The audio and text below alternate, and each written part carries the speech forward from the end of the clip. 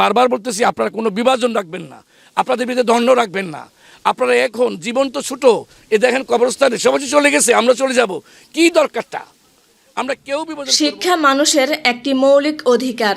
2041 সালের চ্যালেঞ্জ মোকাবেলা করতে এবং ডিজিটাল বাংলাদেশ বিনির্মাণে বিজ্ঞান মনস্ক মানবিক গুণাবলী সম্পন্ন জাতি গড়তে সুশিক্ষার কোনো বিকল্প নেই। তাই সকল শিক্ষক শিক্ষিকাকে বিভাজন ভুলে গিয়ে মানসম্পন্ন শিক্ষাদানের মাধ্যমে সৎ, দেশপ্রেমিক ও মানবিক গুণাবলী সম্পন্ন জাতি গড়তে বদ্ধপরিকর হতে হবে।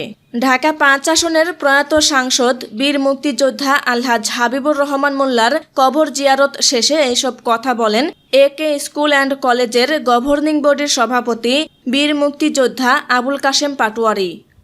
এবং আমরা শিক্ষক, সে শিক্ষক কিন্তু একজন আলোকিত মানুষ, সে অন্যজনকে আলোকিত করবে। আর শিক্ষক যদি সে আলোকিত না হয়ে অন্ধকারের আলো হয়, তাহলে তো আগামী দিন প্রজন্মকে তারা আলোকিত করতে পারবে না।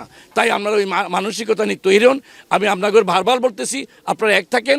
আগামী দিনে আপনারা এই প্রতিষ্ঠানকে উত্তর কেন আগামী দিনে আমরা ফিরে যেতে পারি সেদিকে নজর রাখবেন।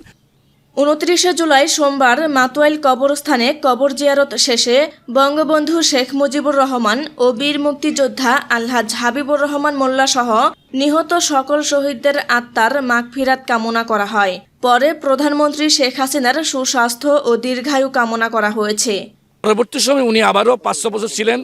সজল কাকা বর্তমানে এমপি, উনি 7 বছর ছিলেন। ওনাদের পরা 20 বছর ওনারা সভাপতির ছেলে এবং বাপ, ওনারা 20 বছর কাটছে। তো ওনাদের আমলে তো আমার মনে হয় খুব ভালো ছিল, কোনো বিভাজন ছিল না।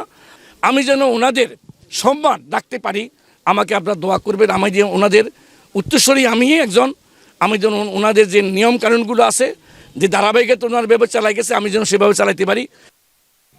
এ সময় উপস্থিত ছিলেন একে স্কুল অ্যান্ড কলেজের অধ্যক্ষ সালেহ উদ্দিন আহমেদ, গভর্নিং বডির সদস্য আলমগীর ভূঁইয়া মানিক, মালা রানী সহ প্রায় 3 শতাধিক শিক্ষক কর্মচারীবৃন্দ।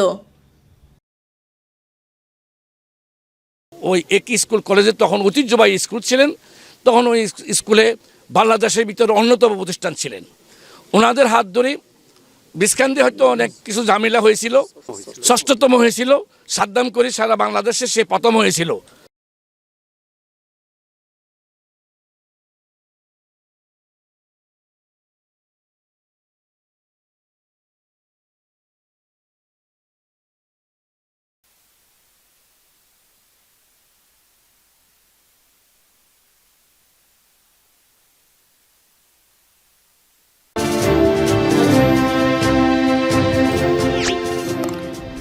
সাবস্ক্রাইব করুন এবং বেল বাটনে ক্লিক করুন।